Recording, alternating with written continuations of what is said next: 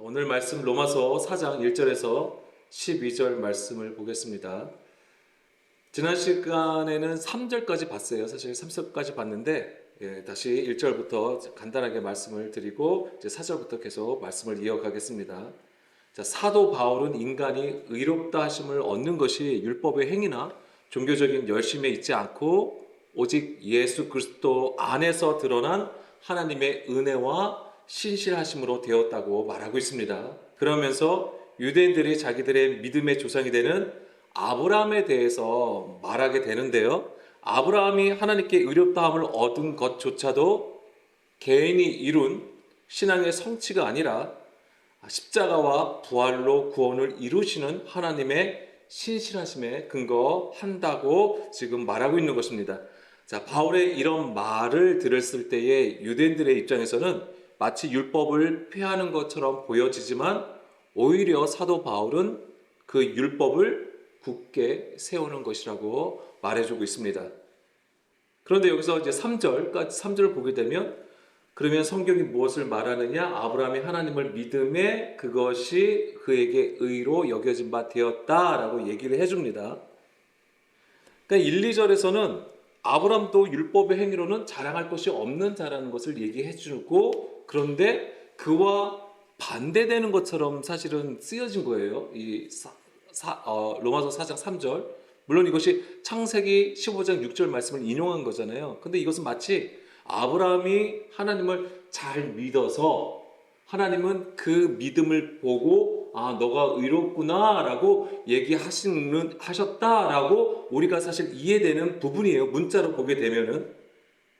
그래서 그것이 맞다라고 했을 때 그럼 우리의 신앙의 패턴은 어떻게 됩니까? 그럼 우리가 지금 예배를 잘 드려야 되는 것이고 주일 성수를 잘 지켜야 되는 것이고 헌금을 잘 드려야 되고 교회 봉사를 잘 해야 하는 것처럼 그래야지만이 아브라함처럼 우리가 하나님 앞에 의롭다함을 잊게 되고 구원을 받는다라고 얘기를 하는 거예요. 그리고 많은 유대인들이 또한 그러한 열심을 가지고 하나님을 섬겼던 것입니다. 그런데 성경에서 말하는 믿음은 우리의 믿음으로 정의하지 않습니다. 우리의 믿음이 아니라고 하는 거예요. 그리고 그 믿음을 강요하지도 않습니다. 오히려 너희들이 드리는 그 열심을 내는 그 예배의 구조. 그래서 이사야 1장에 보면은 이사야 선지자가 그거에 대해서 엄청난 책망을 하잖아요. 너희가 무수한 제물을 드렸어도 하나님께서는 내가 그것을 원하는 것이 아니다. 오히려 너희는 마당만 밟음으로 나에게 불법을 저지르고 있다. 죄를 짓고 있다라고 오히려 이 말씀에 주셨다는 것을 우리가 기억을 해야 되는 것이죠. 성경은 그러니까 우리의 믿음에 대해서 얘기하거나 강요하지 않고 오히려 그리스도의 믿음을 우리에게 말하고 있다는 것입니다. 그리스도를 통해서 우리에게 넘겨주신 하나님의 선물로 말하고 있는 것이고요. 우리의 믿음으로 구원받는 것이 아니라 그리스도의 그 믿음으로 구원을 받는다라고 사도 바울은 정확하게 우리에게 얘기해 주는 것입니다. 이것은 결국 무엇을 얘기하냐면 하나님의 피스티스, 즉 이 피스티스가 뭐예요? 믿음이에요. 하나님의 믿음, 하나님의 신실하심을 얘기하는 거예요. 그래서 하나님은 태초부터 말씀하심을 따라서 우리를 구원으로 이끌어 가신다. 우리의 상황이 어떠하든지 환경이 어떠하든지 하나님은 우리를 위하여 그 구원의 은혜를 계속 베푸신다고 하는 거예요. 우리가 마치 또는 인류가 너무 죄악 가운데에 번성해서 죄악 가운데 가득 차서 마치 세상이 하나님을 온전히 등 돌린 것처럼 보인다 할지라도 하나님의 구원의 역사는 계속 하나님께서 이끌어 가신다고 하는 것이죠. 그래서 그 세대에 남은 자들을 세우시고 흰옷 입은 자들을 세우시고 하나님의 귀한 일꾼들을 세우셔서 하나님은 구원의 역사를 계속 이끌어 가신다라고 하는 것이고 아브라함을 통해서 아브라함을 부르신 것은 지난 시간에서 말씀드린 것처럼 창세기 11장에 바벨탑 사건을 위해서 열방으로 흩으셨단 말이에요. 그 많은 인류 중에 많은 사람들 중에 딱 한 사람을 딱 하나님께서 부르시죠. 그게 바로 아브라함이었다고 하는 거예요. 그럼 거기서 아브라함이 무엇을 했을까요? 아니에요. 전혀 그거에 대한 근거가 없어요. 아브라함이 뭔가 잘해가지고 하나님께서 아브라함을 택하신 게 아니라고 하는 거예요. 그러니까 그것 자체가 벌써 은혜라고 하는 거예요. 그래서 하나님께서는 하나님의 구원의 여정을 아브라함을 통해서 이제 보여주신 것이죠. 오늘 우리가 구원의 여정을 얘기할 때 그냥 단지 예수님을 믿기 때문에 우리가 구원을 받는다라고 얘기를 하는 것이지만, 확신하고 있지만 우리 스스로가 사실은 그것은 약속을 받은 것이고, 우리는 아브라함과 이스라엘의 역사를 통하여서 그 구원의 여정으로 이 땅에서 지금도 우리는 같은 것으로 살아간다는 거예요. 살아가고 있다라고 하는 것입니다. 우리도 갈대아 우르에 있던 우리를 이끌어 가셔서 가나안 땅에 들어가게 하시는 것, 또는 애굽에 있던 우리를 출애굽시키셔서 하나님의 약속의 지경으로 들어가게 하시는 것, 그리고 그 가운데 광야의 여정을 걷게 하신다는 것입니다. 그것이 바로 하나님의 정하신 구원의 방법이에요. 하나님의 그게 피스티스, 하나님의 신실하심이라고 하는 거예요. 그렇기 때문에 우리의 믿음은 자랑할 것이 없다라고 하는 것입니다. 사도 바울은 아브라함조차도 행위로는 자랑할 것이 없다라고 얘기를 해주는 것입니다. 자, 4절 5절 말씀. 일하는 자에게는 그 삭시 은혜로 여겨지지 아니하고 보수로 여겨지거니와 이를 아니할지라도 경건하지 아니한 자를 의롭다 하시는 이를 믿는 자에게는 그의 믿음을 의로 여기신다라고 했습니다. 자, 일하는 자는 당연히 일한 대가를 받게 되는 것이죠. 삭스를 받게 되는 것입니다. 그러면 당연히 일하는 자에게 보상해 준다면 그건 누가 해준 거예요? 일을 시킨 자가 있을 거 아닙니까? 그러니까 일을 시키는 자는 일한 만큼 값을 지불하는 것입니다. 자, 여기서 보게 되면은 일하는 것, 일할 때 받는 삭시 있어요. 이 삭과 그 다음에 은혜를 대조해서 지금 우리에게 얘기를 해줘요. 그래서 그의 믿음을 의로 여기심이 일한 대가를 지불한 것이 아님을 얘기해 준다고 하는 거예요. 그래서 보면 일을 안 해도, 그렇죠? 일을 아니할지라도 이렇게 되어 있잖아요. 또 경건하지 아니한 자를 의롭다 하시는 이를 믿는 자에게는 그의 믿음을 의로 여겼다라고 하는 거예요. 그러니까 보세요. 여기서 의로 여긴 것이 일을 해서 또는 경건해서 의로 칭함을 받은 게 아니라고 하는 거예요. 일을 아니해도 경건하지 아니한 자를 의롭다 하시느니, 하나님께서 우리를 의롭다 하는 것의 근거는 하나님의 전적인 은혜 안에 있다라고 하는 거예요. 아브라함조차도 어떤 하나님 앞에 잘 보여서, 잘 믿어서, 아니면 그가 무슨 재단을 쌓는 어떤 특화된 어떤 기술이 있어서 하나님께서 그를 의롭다고 여기신 게 아니라고 하는 거예요. 여기서 우리가 이제 알아야 되는 단어가 있습니다. 뭐냐면 의로 여기셨다라고 하는 거예요. 의로 여기시다. 이 의로 여긴다고 하는 것은 로기조마이라는 단어가 쓰였습니다. 근데 이게 무슨 뜻이냐면 목록을 작성하다, 계산하다, 숙고하다, 판단하다라는 뜻을 가지고 있어요. 그러니까 하나님께서 뭐냐면 하나님께서 판단하시는 거야. 판단하시는 건데 그 행위에 대해서 판단하는 게 아니라고 하는 거예요. 그래서 사도 바울이 5절에 이를 아니할지라도 경건하지 아니한 자, 이거를 지금 얘기하고 있는 거예요. 그러니까 너가 일을 잘해서 아니면 경건해서 하나님께서 의롭다함을 받은 게 아니라는 것을 얘기해 줍니다. 그래서 로마서 4장 3절부터 11절까지 보게 되면 이 로기조마이라는 단어가 계속 나와요. 엄청나게 쭉 계속 나와요. 여기서 의로 여기시나니, 그 다음에 6절에서도 하나님께 의로 여기심을 받는 사람, 그래서 여기서도 여기심이라는 게 나오고, 8절에서도 뭐냐면 인정하지, 이것도 같은 단어예요. 그리고 또 9절에서도 믿음이 의로 여겨졌다 하는 거. 그래서 이 로기조마이라는 단어를 계속해서 쓰고 있는 것이죠. 그렇다면 여기서 의로 여기셨다고 했잖아요. 다시 5절로 보게 되면 의로 여기셨다. 그 여기서 의는 무엇을 얘기할까요? 사람의 의일까요? 아니라고 하는 것이죠. 하나님의 의를 얘기하는 것입니다. 그래서 뭐냐면 우리가 로마서 3장 10절에서 12절 말씀에 보게 되면 사도 바울이 무엇을 선언합니까? 의는 없다.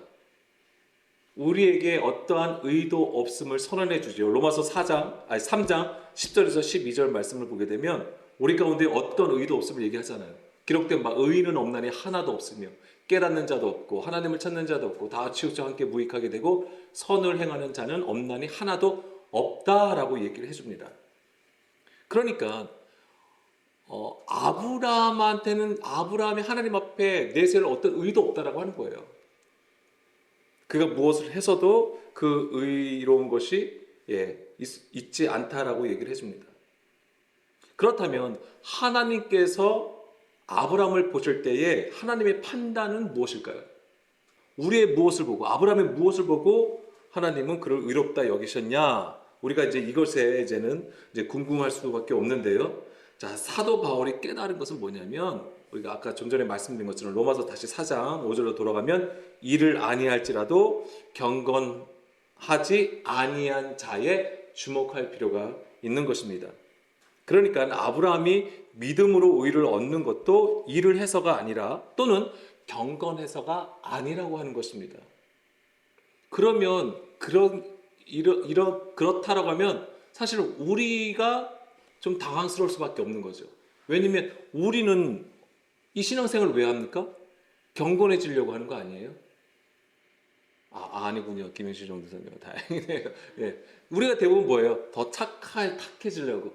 세상에 피해주지 아니하고 남에게 해 끼치지 아니하고 하나님의 말씀대로 착하게 잘 살려고 그런 거잖아요. 대부분. 근데 그런 것 자체가 아니라고 하는 거예요. 그러면서 로마서 4장 6절에서 8절 말씀에 보게 되면 이 말씀은 위에서는 이제 아브라함의 얘기를 하는데 여기서 갑자기 또 잠깐 다윗에 대해서 얘기를 해줍니다. 일한 것이 없이, 여기서도 보면 6절부터 보면 일한 것이 없이로부터 시작을 해요. 그러니까 이 일이라는 거 하는 것은 우리가 생각하는 그 우리의 행위를 얘기하는 거예요. 일한 것이 없이 하나님께 의로 여기심을 받는 사람의 복에 대하여라고 되어 있잖아요. 그러니까 이 일이 우리가 하나님을 뭐 잘 섬기고 뭔가 잘 해서 하나님께 의를 받는 것이 아님을 계속 사도 바울은 얘기를 해주는 거예요. 다윗이 말한 바 불법이 사함을 받고 죄가 가려짐을 받는 사람들은 복이 있고 주께서 그 죄를 인정하지 아니하실 사람은 복이 있도다 함과 같으니라. 아멘.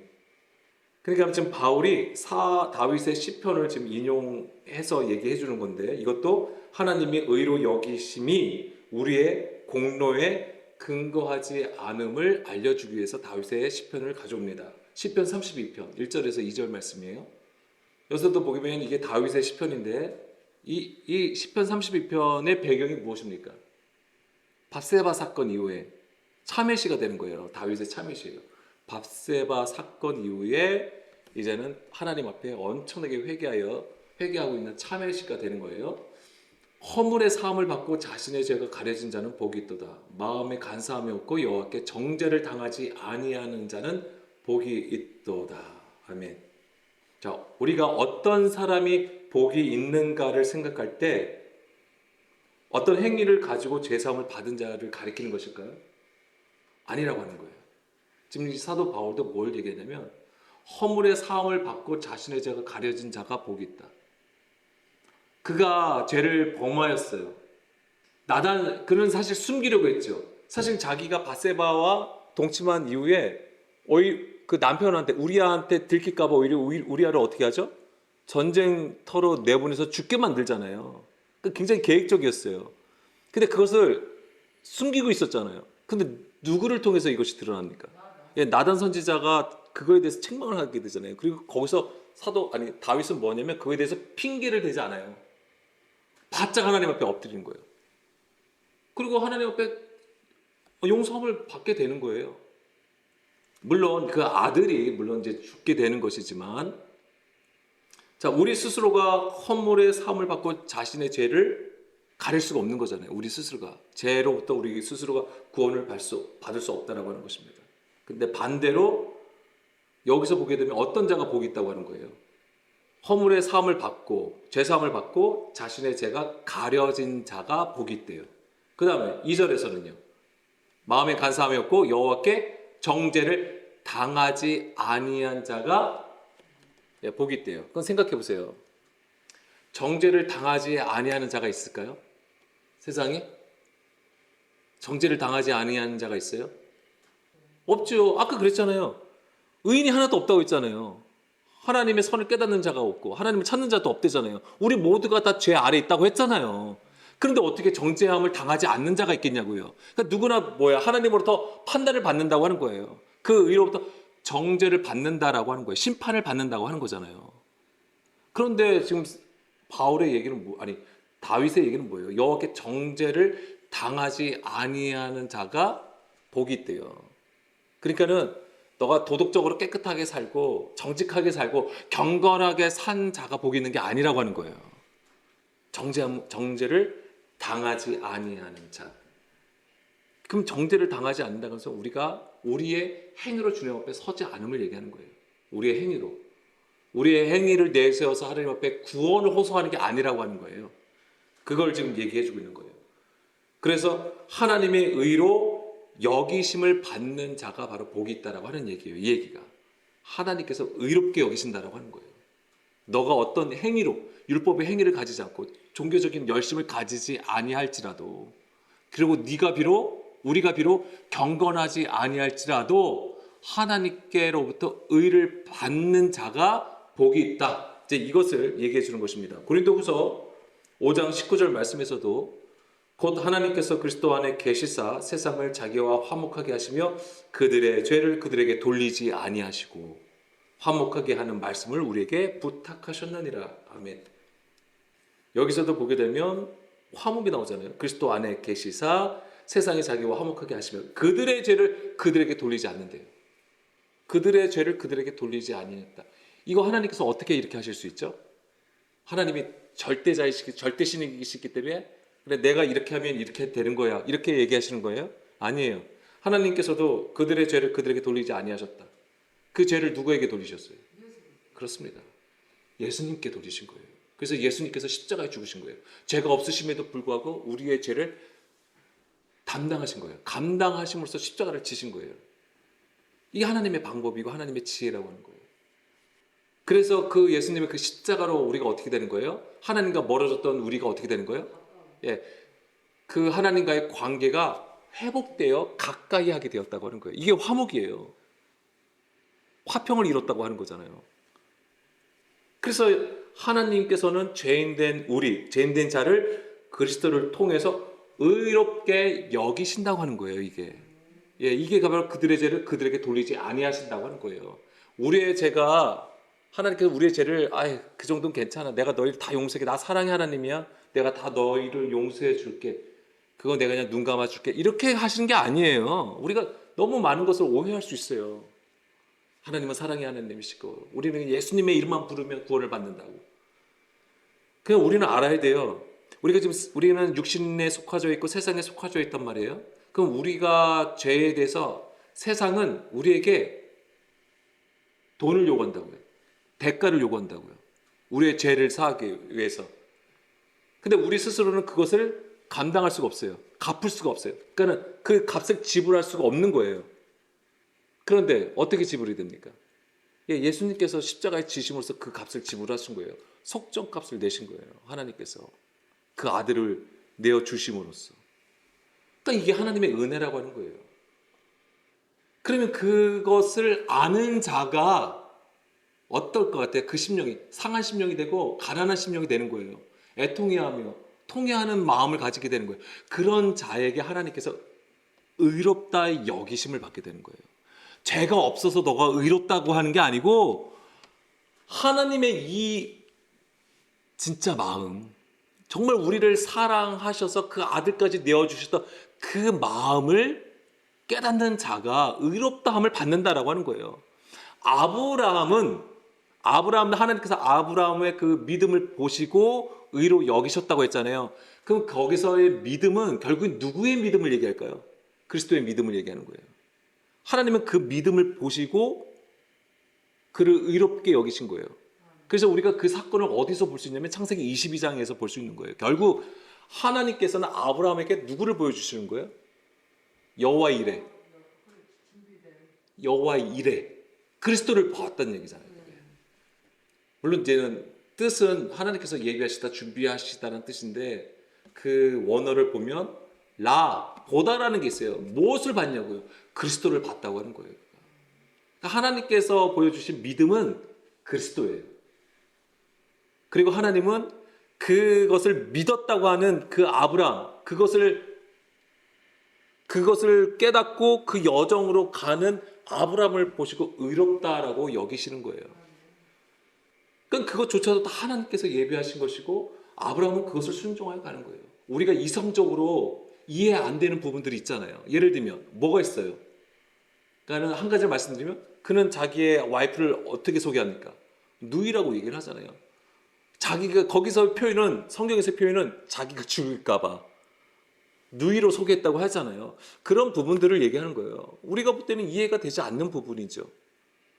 그 모든 것이 다 하나님께서 이루어 가시는 하나님의 지혜가 있었다고 하는 것이고, 다시 시편 32편 1, 2절 다시 잠깐 돌아가게요. 여기서 보면 사함을 받는다고 했잖아요. 허물에 사함을 받고라고 돼 있잖아요. 이 사함을 받다라고 했을 때 그냥 우리가 하나님부터 용서함을 받는구나라고 우리가 볼 수 있는데, 사함을 받고가 뭐냐? 받고, 이게 낫사라는 단어, 이게 뭐냐? 들어 올리다예요. 그러니까 사함을 받는다고 하는 것은 들어 올리다인데, 이게 어떤 그림이에요? 십자가가 누워 있다가 들어 올려지는 거예요. 그러니까 노뱀을 보시면 돼요. 들어 올려졌을 때 그것을 보는 자가 다 구원을 받는다고 되어 있잖아요. 그것이 바로 제사함이고 용서함을 받는 거예요. 이 얘기는 오늘 우리로 표현하자면, 신약의 용어로 보자면 십자가를 가진 자가 바로 용서함을 받는다라고 하는 것이고, 그리고 자신의 죄가 가려진 자는 복이 있다고 그랬잖아요. 가려지다. 이게 가려진다는 것은 뭐냐면 카사. 그러니까 이게 뭐냐면 원래는 숨다, 숨기다, 가리다, 덮다라는 뜻이에요. 덮다. 가리는 것, 숨기는 걸 얘기하는 건데, 이것이 아까 로마서 4장 6절에서 8절 말씀을 사도 바울이 인용했다고 했잖아요. 그럼 거기서는 어떤 단어가 쓰여있냐면, 여기서도 보게 되면 7절에 불법의 사함을 받고 죄가 가리어짐을 받는 사람들은 복이 있다. 가리어짐, 이게 뭐냐면 에피칼립토, 이게 뭐냐면 숨기다, 덮다라는 건데, 이게 용서하다는 뜻이에요. 용서하다. 그러니까 하나님의 용서는 뭐예요? 우리의 죄가 완전히 사라지는 게 아니에요. 어떻게 해주시는 거예요? 그렇죠. 그거예요. 그 개념이에요. 그러니까 우린 죄인이에요. 그러니까 우리가 용서함을 받았다고 해서 내가 완전히, 그러니까 나한테 얼룩덜룩한 무늬가 있는데 이게 완전히 깨끗해져서 희게 되었다는 게 아니에요. 뭐예요? 그렇죠. 그거 같아요. 그리스도의 옷, 말씀의 옷으로 입히셨다고 하는 거예요. 그게 우리예요. 그러니까 우리는 전적으로 이 옷을 벗게 되면 다시 예전으로 돌아가는 거예요. 알록달록한 내가 되는 거예요. 죄를 가진 내가 되는 거예요. 그렇기 때문에 항상 하나님의 은혜 안에, 은혜에 충만하려면 그거 이제 계속 그 말씀의 옷을 입고 있어야 되는 거예요. 이게 계속 그리스도 안에 있어야 된다고 하는 얘기예요. 자, 로마서 4장 9절, 10절 말씀 계속 이어서 보겠습니다. 그런즉 이 복이 할례자에게냐 혹은 무할례자에게도냐, 우리가 말하기를 아브라함에게는 그 믿음이 의로 여겨졌다 하노라. 그런즉 그것이 어떻게 여겨졌느냐? 할례시냐 무할례시냐? 할례시가 아니요 무할례시니라 라고 되어 있어요. 그러면서 다시 다윗의 시편에서 다시 9절부터는 아브라함의 얘기로 계속 이어집니다. 그러면서 여기서 무슨 얘기를 하냐면 할례에 대해서 또 얘기를 해줘요. 그러니까 그만큼 유대인들에게서는 할례가 굉장히 중요한 거예요. 근데 여기서 보게 되면 이 할례를 받은 거는 어디서 나오죠? 자, 그러니까 하나님께서 아브라함의 믿음을 보시고 의로 여기신 것은 창세기 15장에서 나와요. 15장 6절에서 나와요. 그러면 할례는 어디서 나오죠? 17장에서 나와요. 그러니까 의로 하나님께서 여기셨다는 거 이후에 이 할례가 나온다라고 하는 것입니다. 그러니까 이거에서도 사도 바울은 얘기를 하는 게 있어요. 그러면은 지금 그 얘기예요. 아브라함이 하나님께 의롭다함을 받은 게 할례를 받은 후냐? 아니라고 하는 거예요. 너희들 그렇게 할례를 중요하게 여기는데 아브라함이 하나님께 의롭다함을 받은 것도 할례 받기 전이라고 하는 거예요. 무할례 때라고 하는 거예요. 그러니까 지금 너희들이 주장하는 그 할례는 하나님의 구원하고 너희들이 생각하는 거하고는 다르다는 얘기예요. 하나님이 정말 보시는 것은 할례 행했네 안 했네 이걸 가지고 얘기한다는 게 아니라고 하는 거예요. 그래서 로마서 4장 11절 12절 좀 이어서 계속 볼게요. 그가 할례의 표를 받은 것은 무할레 씨의 믿음으로 된 의를 인친 것이니 이는 무할레자로서 믿는 모든 자의 조상이 돼요. 그러니까 이게 뭐냐면 이방인의 조상도 된다고 하는 거예요. 무할레자로서 모든 믿는 자의 조상이라고 하는 거잖아요. 근데 여기서도 이제 중요한 건 뭐냐면 믿는 모든 자라는 것이 중요한 겁니다. 그냥 무슨 인류가 다 인류를 얘기하는 게 아니에요. 근데 어쨌거나 무할레. 왜냐하면 지금 교회에서 초대교회에서 이것 때문에 엄청난 논쟁들이 있었던 거잖아요. 사도행전에도 그렇고 유대인들은 이방인들이 예수를 믿는 건 너무 좋아. 교회를 이룬 것도 너무 좋은데 너희들이 정말 구원을 받으려면 할례를 받아야 된다라고 계속 주장을 하는 거예요. 그것에 대해서 지금 사도 바울은 경계해야 된다. 그것으로 구원을 받는 게 아니라고 하는 거예요. 왜냐하면 그렇게 돼버리면 그것을 인정해 돼버리면 그리스도로 말미암아 구원을 받는 거, 복음으로 구원을 받는다는 것이 어떻게 되는 거예요? 희석해지는 거예요. 희미해지는 거예요. 그것이 뚜렷하게 드러나야 되는데 그것이 흐려지게 된다고 하는 것입니다. 그러면 계속 행위로 들어가게 되는 거죠. 구원을 위해서 안식일도 지켜야 되고 절기도 다 지켜야 되는 거예요. 그럼 그게 다시 유대교로 돌아간 거가 되는 거잖아요. 자, 여기서도 그래서 무할례자로서 믿는 모든 자의 조상이 되어 그들로 의로 여기심을 얻게 하려 하심이라. 그러니까 그 이유가 있다고 하는 거예요. 그래서 아브라함의 창세기 15장의 의로 여김을 받은 것은 바로 무할례자를 위한 것이고 무할례자의 조상이 되기 위한 것이고, 그럼 또 12절도 볼게요. 또한 할례자의 조상이 되었으니 곧 할례 받은 자에게뿐만 아니라 우리 조상 아브라함이 무할레 씨에 가졌던 믿음의 자취를 따르는 자들에게도 그러하니라. 그러니까는 아브라함은 열국의 아비여 믿음의 조상, 이방인의 조상이기도 하고 유대인의 조상이기도 하다라고 하는 거예요. 그래서 하나님께서 아브라함을 통해서 이루실 구원의 역사는 유대인에게 제한적이지 않다. 모든 인류에게. 그건 당연히 좀 더 구체적으로 하면 그리스도 안에 있는 모든 자, 유대인이나 이방인에게 동일하게 하나님의 구원은 이루신다. 이제 이것을 지금 얘기해 주고 있는 것입니다. 그러면 여기서 우리가 한 가지 더 우리가 살펴볼 것은 그 할례는 뭐냐 이거죠. 할례. 하나님은 굳이 왜 믿음으로 창세기 15장에 의로 여기심을 여겼잖아요. 아브라함의 믿음을 의로 여기셨잖아요. 근데 굳이 왜 할례를 행했냐 이거죠. 창세기 17장에 왜 굳이 할례를 행하게 하셨냐 이거죠. 할례는 사도 바울이 얘기한 것처럼 이면적 유대인이 진짜 유대인이라고 얘기하는데 그 이면적 유대인의 특징이 무엇입니까? 마음의 할례를 받는다고 하는 거예요. 그리고 육에 속한 자가 아니라 영에 속한 자라고 하는 것입니다. 근데 이것은 사도 바울이 갑자기 깨달은 게 아니죠. 이것은 이미 구약에서도 말씀해 주신 거예요. 간단하게 찾아보면은 신명기 10장 16절에서도 보게 되면 마음의 할례를 받으라고 얘기를 해주세요. 그러므로 너희는 마음의 할례를 행하고 다시는 목을 곱게 하지 말라라고 되어 있고, 신명기 30장 6절에서도 보면 내 하나님 여호와께서 내 마음과 내 자손의 마음에 할례를 베푸사 너로 마음을 다하며 뜻을 다하며 내 마음의 여호와를 사랑하게 하사 너로 생명을 얻게 하실 것이며. 아멘. 여기서도 보게 되면 너의 마음과 그다음에 자손의 마음에다 할례를 행하신다고 하는 거예요. 근데 이게 왜 중요하냐면 이 마음의 할례를 받아야지만이 어떻게 됩니까? 마음을 다하고 뜻을 다하여 하나님을 사랑하게 되고 생명을 얻게 된다라고 하는 거예요. 굉장히 중요한 거죠. 이것을 신약으로 보자면 그리스도의 할례를 얘기하는 거예요. 그리스도의 할례. 그래서 예수님께서 보여주신 십자가 사건은 우리의 육을 제거하시고 영으로 나가게 하시는, 중간에 막힌 담을 허셔서 우리가 육에 속한 자가 아니라 육으로 살아가는 자가 아니라 영으로 살아가는 자로 이끌어 가시는 하나님의 지혜이고 하나님의 능력이었던 거죠. 그리고 에스겔서도 마찬가지입니다. 우리가 다 알고 있는 것처럼 우리의 마음에, 우리의 속에 하나님의 영을 두시고 말씀을 새기신다고 하는 그런 것들이 다 뭐예요? 마음의 할례를 얘기해 주는 것이죠. 자, 창세기 17장 11절. 자, 창세기 17장이 이제 할례를 행하는 것이 있고 그 다음에 횃불 언약도 있어요. 자, 아까 우리가 행한 일을 아니하고 이런 아까 표현이 있었잖아요. 횃불 언약도 보자고요. 횃불 언약은 당연히 언약은 두 명이서 하는 거예요. 그렇죠? 서로 그것을 동일하게 언약을 맺는 겁니다. 그런데 헷불로 언약은 어떻게 이루어집니까?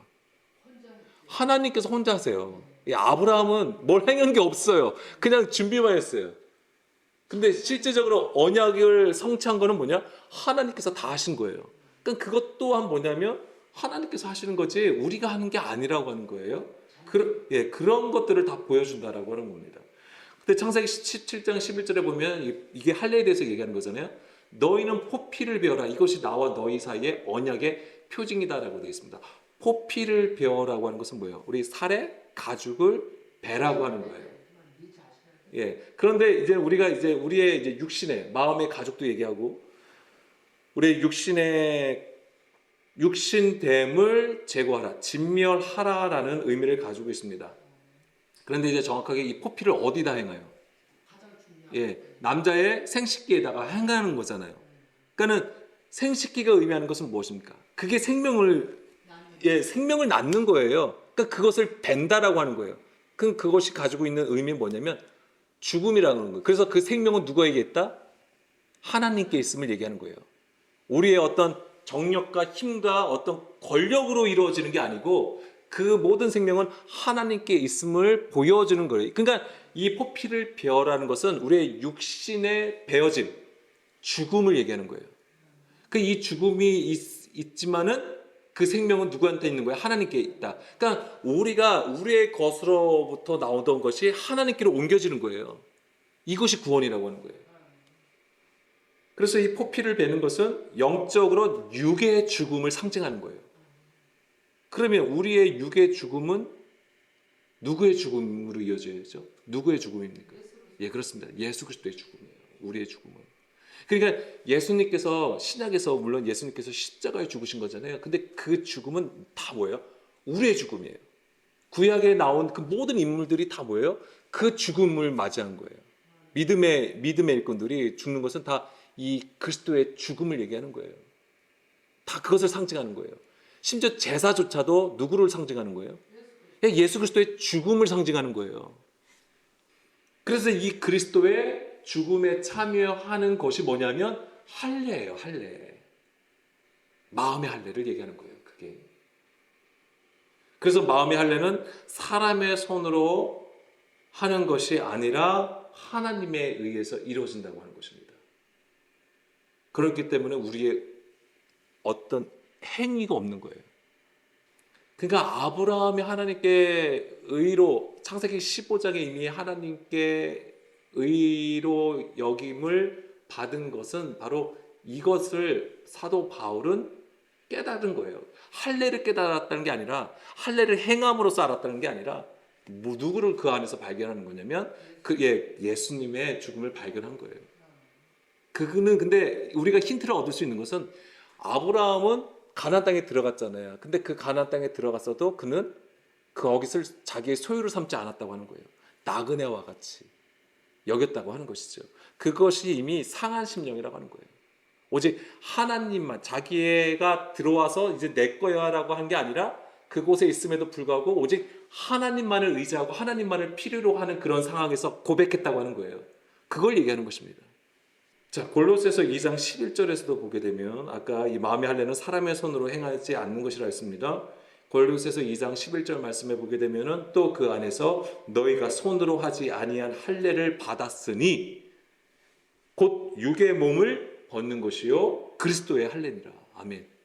마음의 할례가 곧 뭐예요? 그리스도의 할례라고 하는 것입니다. 그러니까 이 그리스도의 할례는 우리의 육의 죽음을 통해서 영으로 살아가게 하시는 하나님의 지혜였던 것이죠. 그래서 우리의 구원은요 오직 하나님의 은혜로 되어지는 것입니다. 우리의 죄를 사하시기 위해서 세상은 값을 요구했고요. 하나님은 그 속정 값을 바로 예수 그리스도의 죽음으로 나타내셨던 것입니다.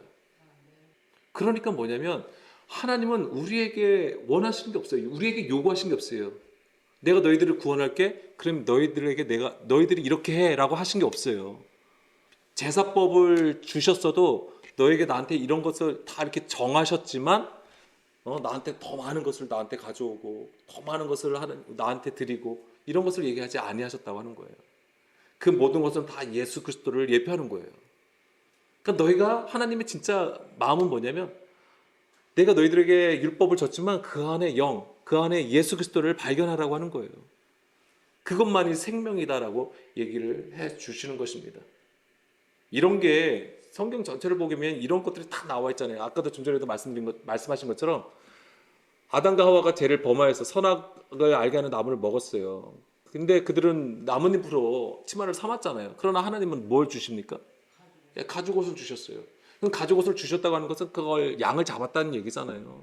그러니까 그게 그리스도의 죽음을 상징하는 거예요. 그들이 뭘 해가지고 뭐 그거를 가죽옷을 주신 거예요?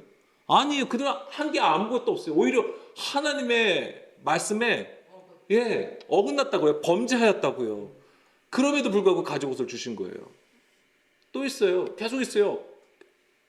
가인하고 아벨을 보시자고요. 가인이 아벨을 죽였어요. 근데 그 가인이 이제는 또 추방이 되잖아요. 동쪽으로 더 가는데. 근데 가인은 뭐라고 얘기해요? 내가 죽게 되었다고 했을 때요. 근데 하나님 뭐라고 하십니까? 또 근데 표를 주겠다. 그래서 오히려 다른 사람들이 너를 해치지 못하게 하겠다. 하나님은 가인의 죽음도 막으세요. 표를 주심으로써. 그게 뭘 상징할까요? 표예요. 사인. 십자가를 얘기하는 거예요. 그리스도의 죽음이잖아요. 그걸 주시는 거예요. 이런 것들이 죄 가운데 있는 자가 무엇을 해서 경건해지는 게 아니라고 하는 거예요. 하나님이 우리를 의로 여기시는 것은 하나님께서 우리의 그 죄를 좀 전에 표현으로 덮어주시기 때문에, 가려주시기 때문에. 그래서 그 가려짐을 받는 자가 복이 있다라고 하는 거예요. 다윗의 표현으로 보자면. 그래서 이제는 이 할례를 통해서 하나님께서 보여주시려고 하는 것은 물론 우리가 이제 마음의 할례를 받는 것을 예표해서 보여주는 것이지만은 이 할례는 그리스도의 죽음을 우리에게 보여주시는 것이고요. 창세기 26장 1절에서 4절 말씀해 보게 되면 이거는 하나님께서 이삭에게 복을 주시는 내용이잖아요. 이삭하고의 그 언약의 내용이에요. 그래서 아브라함 때 첫 흉년이 들었더니 그 땅에 또 흉년이 들면 이삭이 그랄로 가서 블레셋 왕 아비멜렉에 이르렀더니 여호와께서 이삭에게 나타나 이르시되 애굽으로 내려가지 말고 내가 네게 지시한 땅에 거주하라. 이 땅에 거류하면 내가 너와 함께 있어 네게 복을 주고 내가 이 모든 땅을 너와 내 자손에게 주리라. 내가 내 아버지 아브라함에게 맹세한 것을 이루어 내 자손을 하늘의 별과 같이 번성하게 하며 이 모든 땅을 내 자손에게 주리니 내 자손으로 말미암아 천하 만민이 복을 받으리라. 아브라함에게 하신 약속을 이삭에게도 다시 한번 확인시켜 주시는 거예요. 그런데 보세요. 5절에 이는 아브라함이 내 말을 순종하고 내 명령과 내 계명과 내 율례와 내 법도를 지켰음이라 하시니라. 이거예요. 아니 지금 여기서 보면은 하나님의 말씀을 순종하고 명령과 계명과 율례와 법도를 지켰대요. 그럼 생각해 보세요. 율법을 언제 받았어요? 출애굽기에 나와요. 출애굽기 시내산에서 모세가 율법을 받았단 말이에요. 훨씬 더 되는 거죠. 그러니까. 그런데 지금 하나님은 뭐라고 지금 표현하고 있어요? 아브라함이 내 명령과 계명과 율례와 법도를 지켰다고 얘기를 하시잖아요. 그럼 뭘 가지고 지켰다는 거예요? 그러니까 그 말씀이 어떤 거냐고요. 그러면 여기 갑자기 여기서 갈대울에서 아브라함아 갈대울에서 떠나거라. 내가 약속한 땅으로 가거라. 이거를 얘기하는 거예요? 이거? 직통계시처럼? 그걸 얘기하는 게 아니에요. 그러니까 우리는 십계명하면 벌써 문자를 가지고 율법을 받은 걸 우리는 이걸 인식하지만 여기서 이 얘기를 하신 건 뭐냐면 율법이 가지고 있는 본질을 지켰음을 얘기하는 거예요. 본질. 그러니까 뭐냐면 아까도 할례자나 무할례자의 조상이라고 했잖아요. 그러니까 그게 뭐냐면 믿음으로 말미암아 의롭게 여김을 받은 상태를 얘기하는 거예요. 아브라함이 그걸 했다고 하는 거잖아요. 근데 그것이 뭐냐면 하나님께서 율법을 주신 의도가 있잖아요. 그 안에 영이 있단 말이에요. 그 안에 영, 신령한 거라고 했잖아요. 그 영을 따랐음을 얘기하는 거예요. 뭐 구체적으로 뭘 이걸 들어라 들지 말라 이거 하나하나 지켰다 안 지켰다를 얘기하는 게 아니에요. 예수님께서 율법을 두 개로 말씀해 주셨어요. 무엇으로 말씀해 주셨어요? 하나님 사랑과 이웃 사랑을 얘기해 주는 거잖아요. 결국은 뭘 얘기해? 사랑을 얘기해 준다고요. 그러니까 사도 바울은 아브라함은 이 율법의 본질을 지켰다고 하는 거예요. 그가 정말 뭐 사랑의 일꾼으로서 섰다는 게 아니라 율법 안에 하나님의 명령하신 그 뜻 안에 하나님의 마음과 진의를 깨달아 순종하였다라는 것이죠. 그걸 지켰다라고 하나님은 보시는 것이에요. 그래서 아브라함이 결국 마지막 시험에서 여호와 이래. 여호와 이래요. 그리스도를 보았다. 그 믿음의 끝에 무엇을 봤냐면 비로소 그리스도를 발견했다고 하는 거야. 우리의 믿음이라고 할 때도 우리의 믿음은 지금 우리도 분명히 이 믿음은 분명히 나타나게 되어 있어요. 근데 결국에는 이 믿음에서 무엇을 발견해야 되냐면 그리스도를 발견할 수 있어야 되는 거예요. 그리스도를 발견하지 못하면 결국엔 우리의 의로 하나님 앞에 자꾸만 서게 되어 있다고 하는 거예요. 그렇지만 그리스도를 발견하는 자는, 그러니까 그리스도를 발견했다고 하는 것은 결국 이걸 죽음과 부활을 알게 됐다고 하는 거예요. 그런 자가 하나님 앞에 의롭다함을 얻게 되는 것입니다. 자, 야고보서 2장 17절 말씀. 우리가 너무 잘 알고 있는 말씀인데 이거예요. 이와 같이 행함이 없는 믿음은 그 자체가 죽은 것이다. 그럼 여기서 보면 이 행함이 나오잖아요. 그럼 이 행함은 어떤 행함일까요? 우리가 행하는 거야? 구원을 위해서 하나님 앞에 뭔가 열심을 내는 행위를 얘기하는 걸까요? 아니에요. 이 행함이라고 하는 것은 뭘 얘기하냐면 결국은 본질로 행한 거예요. 그래서 본질로 행함으로써 누가 나타나는 거예요? 예수가 나타나는 거예요. 하나님의 일하심이에요. 그 예수가 나타나고 하는 것은 그 예수는 하나님의 아들이에요. 이 아들이 아버지의 일을 나타내는 거예요. 결국에 이 행함이라고 하는 것은 하나님의 일하심을 얘기하는 거예요. 그래서 아버지의 행함, 일하심이 있는 그 믿음이 성경에서 말하는 믿음이라고 하는 거예요. 그리스도의 믿음을 얘기하는 거예요. 근데 그것이 없다. 그럼 나의 행함만 있게 되는 거예요. 나의 행함만 있는 것은 어떻게 되는 거예요? 죽는 거라고 하는 거예요. 그게 죽음이라고 하는 거예요. 그런데 아버지의 행함으로 나타나는 믿음은 살게 된다고 하는 거예요. 그것이 산자가 되는 것을 얘기하는 것입니다. 우리 마지막으로 에베소서 2장 8절에서 10절 말씀입니다. 너희는 그 은혜에 의하여 믿음으로 말미암아 구원을 받았으니 이것은 너희에게서 난 것이 아니요 하나님의 선물이라. 믿음이 바로 하나님의 선물이라고. 하나님께서 이 하나님의 선물은 어떻게 우리가 받을 수 있는 거예요? 우리가 다이렉트로 받는 게 아니에요. 우리가 열심히 기도한다고 해서 하나님께 받는 게 아니에요. 누구를 통해서 받는 거예요? 예수 그리스도의 믿음으로 우리가 받는 거예요. 하나님의 선물이에요. 행위에서 난 것이 아니니 이는 누구든지 자랑하지 못하게 함이라. 행위에서 나는 게 아니기 때문에 이걸 항상 우리가 염두에 두고 있어야 되고. 자, 10절에 우리는 그가 만드신 바라 그리스도 예수 안에서 선한 일을 위하여 지으심을 받은 자니. 자, 여기서 선한 일을 위하여라고 했어요. 근데 이것이 선한 일이 뭐냐면 하나님의 일을 얘기하는 거예요. 하나님의 일. 근데 이 하나님의 일이 우리가 뭔가 열심히 해가지고 하나님께 영광을 올려드립니다 해가지고 이게 나타나는 게 아니고 중요한 단서가 있어요. 이 선한 일이 누구에서 나타나는 거예요? 어디에서? 그리스도 예수 안에서요. 이게 그냥 단지 그리스도 예수 안에서라고 되어 있지만 우리가 막 하나님의 이름으로 이 일을 합니다. 예수님의 이름으로 이 일을 합니다 해가지고 이렇게 되는 게 아니고요. 예수 그리스도 안에서 선한 일이 나타난다. 이게 뭐예요? 예수 그리스도 안에 있다는 것이 뭐냐면 바로 예수님의 죽음과 부활을 얘기하는 거예요. 십자가를 가지고 얘기하는 거예요. 그걸 통해서 선한 일이 나타나는 거예요. 그럼 거기서 뭐예요? 그래서 예수님의 십자가는 내가 죽는 거죠. 그리스도가 죽었지만 여기서는 그 죽음이 곧 나의 죽음이잖아요. 그럼 나는 없어요. 그럼 나의 행위조차가 없는 거예요. 나의 육신의 일은 죽었음을 얘기하는 거예요. 그러면 이 선한 일은 어떻게 나타나는 거예요? 하나님의 일이죠. 하나님께서 하시는 일을 얘기하는 거예요. 그것으로 너희가 지음을 받았다고 하는 거예요. 그러니까 하나님의 창조는, 하나님의 구원은 바로 이걸 얘기하는 것입니다. 우리로 하는 그 모든 것이 죽어지고 오직 그리스도를 통하여 하나님의 일이 나타남을 얘기하는 거예요.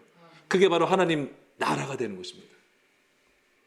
오직 하나님의 열심으로 이루어진다고 하는 것이죠.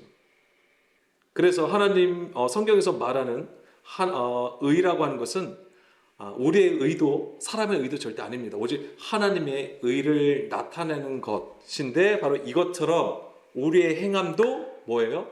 우리가 행하는 게 아니고 하나님의 일하심이 나타나는 거예요. 그리고 반드시 그리스도 안에서 이 일이 이루어져야 된다고 하는 것입니다. 그래야지만 하나님께서 의롭다 여기시게 되는 것입니다.